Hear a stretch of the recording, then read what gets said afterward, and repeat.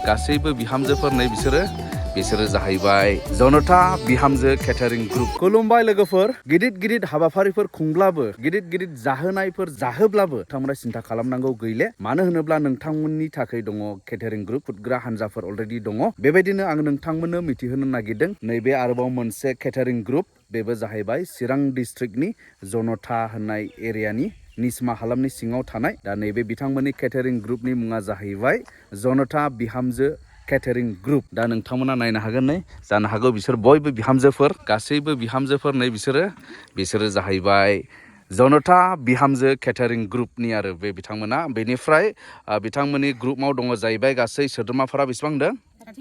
31। दा 31 जन बिथांमोना माने गोख्रों मावग्रा आइजोफोर दंखायो। नोंथांमोना जेबो सिन्था खालामनांगौ गैया। टाइम बायदि खुरनानै होगोन, टाइम बायदि जोथोन लागोन, टाइम बायदि लुनानै होगोन दैफोरखौ, बेबायदि आरो। बिथांमोना जाहैबाय जनता बिहामजो केटारिं ग्रुप। खुलुमबाय।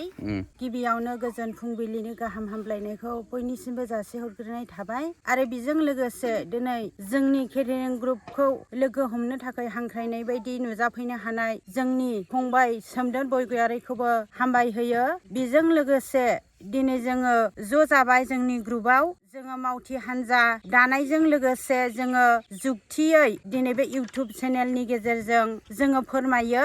जोंनि ग्रुपआ जेरावनो लिंहरो जोङो बेयावनो थांनो थाखाय थाग थियारि। जेराव गिर्जाफ्राव एबा फिस्ट खुंनायफ्राव एबा टेम्पोलफ्राव फिस्ट खुंनायफ्राव सोरनोबाफोर मेलफ्राव गोनांथि जायोब्ला जोंखौ कन्टेक्ट खालामनानै लिंहरनो हागोन। जोङो जोंनि कन्टेक्ट नाम्बारखौ जोङो इउटुब चेनेलनि गेजेरजों फोस्रावनानै होनाय जागोन। बेखौनो आङो आंनि गोसो गोरबोजों हामलायथि होनायजों लोगोसे जोंखौ खावलायहरनो थाखाय। दा नोंथांमोना खोनाबाय, बिथांमोनाबो गोख्रोङै जयै गिदिर मोनसे हान्जाया सिगांबोबाय। दिनैहाय नोंथांमोननो हेफाजाब नांगौब्ला नोंथांमोना हांख्रायनो हागोन बिथांमोनखौ।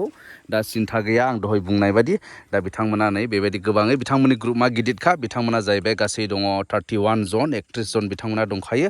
आरो बेबायदिनो जोंनि बर' माहारिनि गाननाय जोमनायजों जोंनि बर' बिमानि आइजोफोरानो माने खुरनानै जाहोगोन। बे नोंथांमोननि हाबाफारि, नोंथांमोननि बेबायदिनो पार्टिफोर, प्रग्रामफोर, फिस डे, मन्दिरनि मिटिं, कनफारेन्स गासैयावबो बिथांमोना सौहैगोन आरो। ओरैनो नोंथांमोना बेसे गोजानसिम जायगाफ्राव थांनो हागोन? जोङो बिदिनो बङाइगाव, क'क्राझार, काजलगाव चार्चनि फिस्ट खुंनायफ्राव जोंखौ कन्टेक्ट नाम्बार होनायाव जोंखौहाय कल खालामनानै कन्टेक्ट लायोब्लानो जों जेरावबो जों थांनो रेडि।